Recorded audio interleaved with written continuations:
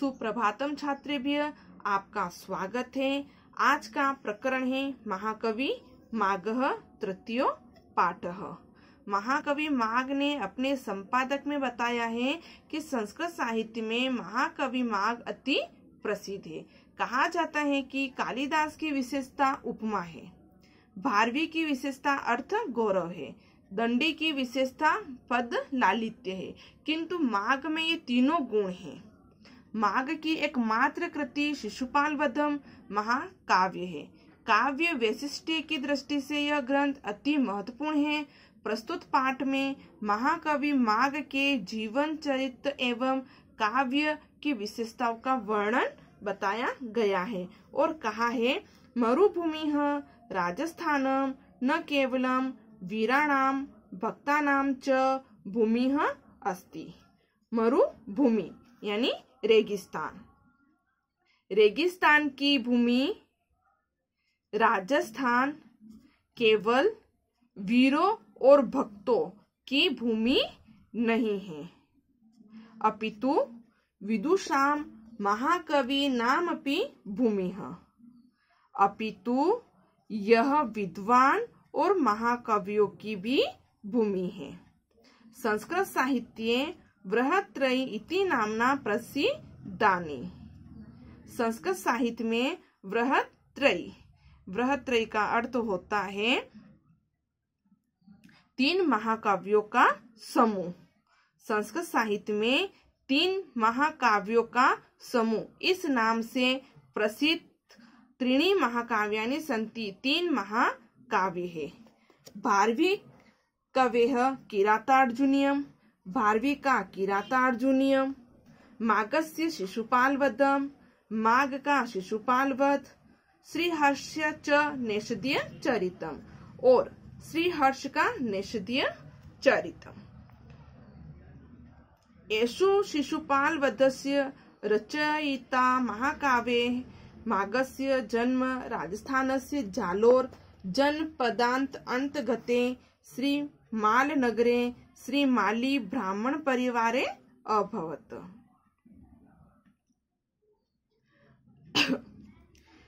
यह शिशुपाल वध के रचयिता महाकवि माघ का जन्म राजस्थान के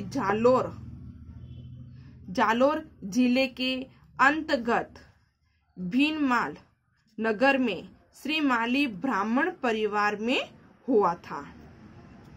जनपदात अंतर्गत यानी जालोर जिले, जनपद यानी जिला, तो जालोर जिले के अंतर्गत भीनमाल नगर श्रीमाली ब्राह्मण परिवार में हुआ था। भीनमाल नगरस्य पुरातनम नाम भीनमाल इति आसीत्।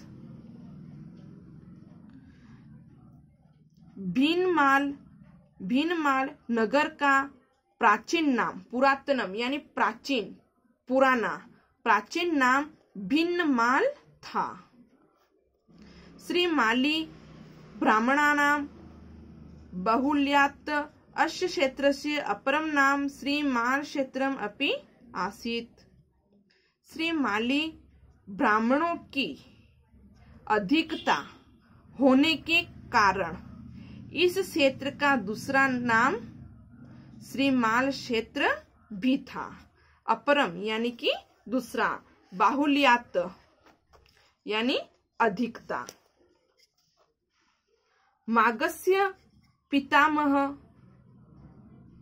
सुप्रभदेव वर्मलात नामकस्य राज्य प्रधानमंत्री आसीत्। माघ के पितामह यानी कि दादाजी, माघ के दादाजी सुप्रभदेव वर्मलात नाम के राजा के प्रधानमंत्री थे। माघस्य पिता दंतकः विद्वान दानशील च आसीत्। माघ के पिता दत्तक विद्वान और दानशील थे। दत्तकस्य गृहे विक्रमस्य सप्तम शताब्द्यानां माघस्य जन्म अभवत्। दत्तक के घर विक्रम संवत की 7वीं शताब्दी में माघ का जन्म हुआ। पितृवत माघो अपि विद्वान दानशील च, पिता के समान माघ भी विद्वान और दानशील थे।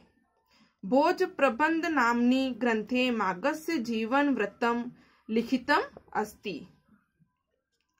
भोज प्रबंध नामक ग्रंथ में माघ के जीवन चरित्र का वर्णन है, अर्थात जीवन चरित्र लिखा हुआ है। किसमें लिखा हुआ है? भोज प्रबंध नामक ग्रंथ में माघ का जीवन चरित्र लिखा हुआ है। जीवन वृत्तम, वृत्तम का अर्थ होता है चरित्र। राजा भोजः माघस्य आश्रयदाता मित्रम च आसीत्। राजा भोज माघ के आश्रयदाता मित्र थे। एकदा दानशील माघ निर्धन जातः। एक बार या एक समय दानशील माघ निर्धन हो गए। माघस्य पत्नी एकां कवितां स्वीकृत्य भोज समीपे गच्छति। माघ की पत्नी एक बार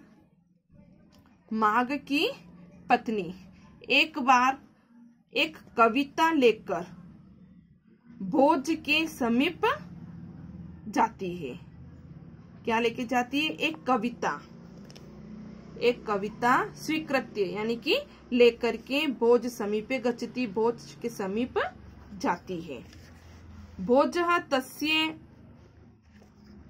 भोजः तस्य प्रभुतं धनं ददाति। भोज उन्हें बहुत सारा धन देते हैं। भोज उसे बहुत धन देते हैं। प्रभुतम का अर्थ होता है धन। यदा सा गृहं प्रति आगच्छति, जब वह धन लेकर घर की ओर आती है। यदा यानी कि जब, गृहम यानी घर, प्रति यानी की ओर, जब वह धन लेकर घर की ओर आती है। तदा मार्गे याचकेभ्य सर्वधनम ददाति। तदा यानी कि तब मार्गे यानी कि रास्ते में, तब रास्ते में याचकों को सारा धन दे देती है। रिक्त हस्ता सा गृहम आगच्छति, खाली हाथ वह घर आ जाती है। तदा इनम अपि गृहस्य द्वारे बहवः याचकाः आसन्। उसी समय घर के द्वारे यानी कि घर के दरवाजे पर भी बहुत याचक थे। याचकाः यानी मांगने वाले याचक थे। याचकानां कृते माघस्य समीपे धनम न आसीत्। याचकों को देने के लिए माघ के समीप धन नहीं था। अतः स बहु दुखित भूत्वा स प्राणाम एव अत्यजत्। अतः उन्होंने अत्यंत दुखी होकर अपने प्राणों को त्याग दिया। माघेन शिशुपाल वधम इति एकमेव महाकाव्यम लिखितम। माघ द्वारा शिशुपाल वधम ऐसा एक महाकाव्य ही लिखा गया है। अस्य कथाया आधार महाभारतस्य सभा पर्व अस्ति। इस कथा का आधार महाभारत के सभा पर्व से लिया है। विशन्ति सर्गात्मक अस्मिन् महाकाव्ये 1650 श्लोका सन्ति। 20 सर्गों का इस महाकाव्य में 650 श्लोक है। शिशुपाल वध कितने सर्गों का है? 20 सर्गों का। और इस महाकाव्य में 1650 श्लोक हैं। अस्य कथानकम महाभारतात गृहीत अस्ति।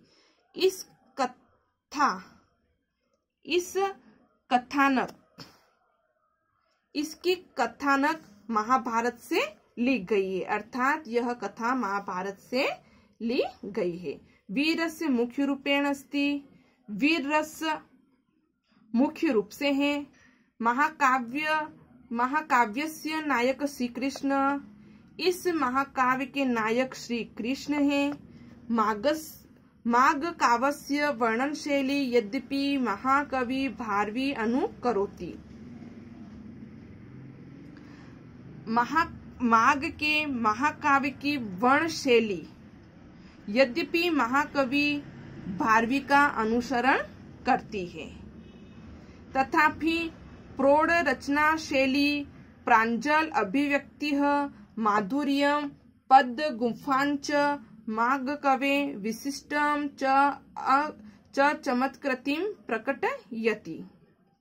तथापि फिर भी परिपक्व रचना शैली, स्पष्ट अभिव्यक्ति और सुंदर शब्द योजना इस महाकाव्य में विशेष प्रकार से चमत्कारिता को प्रकट करती है। प्रौढ़ रचना शैली यानी कि परिपक्वता शैली, प्रांजल अभिव्यक्ति, स्पष्ट अभिव्यक्ति, माधुर्यम मधुर शब्द योजना, माघ काव्य महाकाव्य की विशेषता या विशिष्टता चमत्कारिता को प्रकट करती है। विद्वद्भिः कालिदासस्य कृतिषु उपमानां प्राधान्यम, विद्वानों द्वारा कालिदास की कृतियों में उपमाओं की प्रधानता, भारवे काव्यम अर्थगौरवस्य वैशिष्ट्यम, भारवी के काव्य की अर्थ गौरव की विशेषता, दंडिनश्च 10 कुमार चरिते पद लालित्यम स्वीकृतम, और दंडी की 10 कुमार चरित में पदों की या शब्दों की सुंदरता मानी गई है। पद लालित्य का अर्थ होता है पदों की सुंदरता, चमकता या शब्दों की लालिमा मानी गई है। माघस्य कृतो शिशुपाल वधे तु त्रयाणामपि गुणान एकत्र समावेशो अस्ति। माघ की कृति शिशुपाल वध में तो तीनों ही गुणों को इकट्ठा करने का समन्वय है। यानी कि माघ की जो कृति है यानी शिशुपाल वध, इस शिशुपाल वध में तीनों गुणों को इकट्ठा करने का समन्वय माना गया है। वस्तुतः माघस्य काव्ये उपमा अर्थगौरवम पद लालित्यम च त्रयो गुणा सन्ति। वस्तुतः माघ के काव्य में उपमा, अर्थगौरव, पदों की सुंदरता तीनों गुण हैं। अतएव कथ्य थे कहा गया है उपमा कालिदासस्य, कालिदास की उपमा, भारवे अर्थगौरवम, भारवी का अर्थगौरव, दंडी पद लालित्यम, दंडी का पद लालित्य, मागे संति त्रयो गुणाः। महाकवि माघ में तीनों गुण हैं। यानी कि उपमा कालिदास द्वारा, भारवी गौरव भारवी द्वारा, पद लालित्य दंडी द्वारा रचित है। लेकिन मागे संति त्रयो गुणा, लेकिन माघ का जो शिशुपाल वध है उसमें ये तीनों ही गुण समाविष्ट है। ये तीनों ही गुण उसमें बताए गए हैं। अस्य सुक्त कथानस्य अयं भावो यदृशो माघः काव्य कला इति निपुणः प्रतिभा विलास समन्वय च आसीत्। इस सुक्ति का कथन का भाव यह है कि माघ काव्य की रचना करने में निपुण और काव्य प्रतिभा संपन्न थे। अस्य महाकाव्ये यथा भाव पक्ष प्रशस्यः, इस महाकाव्य या इनके महाकाव्य में जैसे भाव पक्ष प्रशंसनीय है तथैव कला पक्षो अपि प्रशंसनीय इति प्रशंस्यत्यमः। उसी प्रकार कला पक्ष भी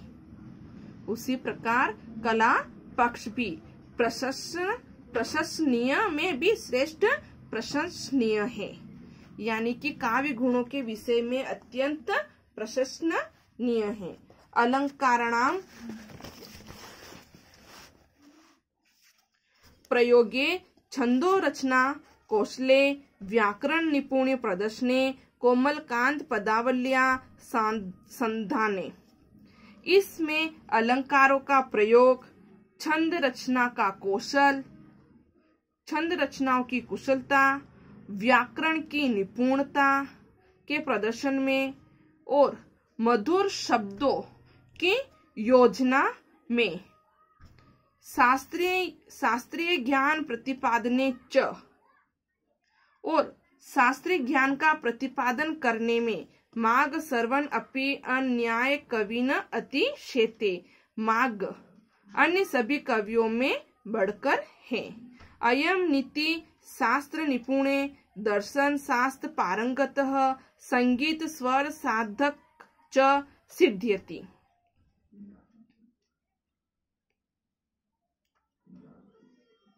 यह नीति शास्त्र में कुशल, दर्शन शास्त्र में पारंगत, संगीत स्वरों की साधना करने वाले सिद्ध होते हैं। यतो हास्य महाकाव्ये चमत्कार जनमेव यदि मधुरम किमपि त्वं भवति तत्रापि मागः प्राथम्यम भजते। क्योंकि इनके अर्थात माग के महाकाव्य में चमत्कार को उत्पन्न करने वाला यदि मधुर कुछ भी होता है, वहां भी माग उत्कर्ष प्राप्त करते हैं।